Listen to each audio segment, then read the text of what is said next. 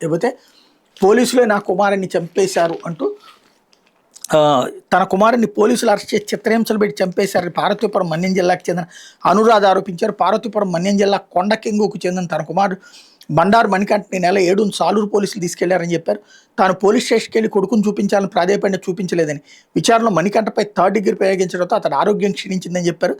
అస్వస్థతకు గురైన అతన్ని సాలూరు సిహెచ్సికి తరలించి తమకు పోలీసులు సమాచారం ఇచ్చారని, తాము వెళ్లి చూడగా మణికంఠ స్పృహ కోల్పోయి అపస్మారక స్థితిలో మంచం మీద పడి ఉన్నాడని వివరించారు. మెరుగైన వైద్యం కోసం సాలూరులో ఉన్న ప్రైవేట్ ఆసుపత్రికి తరలించగా ఆరోగ్యం క్షీణించిందని, దీంతో విజయనగరం మెడికవర్ ఆసుపత్రికి తీసుకెళ్లగా అక్కడ చికిత్స పొందుతూ సోమవారం మణికంఠ మృతి చెందాడని చెప్పారు. కాగా పోలీసులు చిత్రహింసల వల్ల తన మణికంఠ మృతి చెందాడని వాళ్ళ మీద చర్యలు తీసుకోవాలని కోరుతూ అతడి తల్లి బంధువులు కొండకెంగు రోడ్డు మీద మృతదేహంతో నిరసనకు దిగారు. అయితే పోలీసులు చిత్రహింసలు పెట్టడం వల్ల మణికంఠ మృతి చెందాడన్న ఆరోపణ పూర్తిగా అవాస్తవమని పార్వతీపురం మన్యం జిల్లా ఎస్వి మాధవరెడ్డి స్పష్టం చేశారు. మణికంఠకు జడ్జి రిమాండ్ విధించారని, దానికి తరలించే క్రమంలో వైద్య పరీక్షలు నిర్వహించగా అప్పటికే అతడు తీవ్ర జ్వరంతో బాధపడుతున్నాడు. దీంతో వైద్యుల సూచన మేరకు అతడు రిమాండ్కు అనర్హుడని నిర్ధారించి 41A కింద నోటీస్ జారీ చేసి అతన్ని ఆయన సోదరుడికి అప్పగించామని చెప్పారు. జ్వరం తీవ్రం కావడంతో అదే రోజు అర్ధరాత్రి విజయనగరంలో ప్రైవేట్ ఆసుపత్రిలో చేర్పించగా చికిత్స పొందుతూ మృతి చెందాడన్నారు.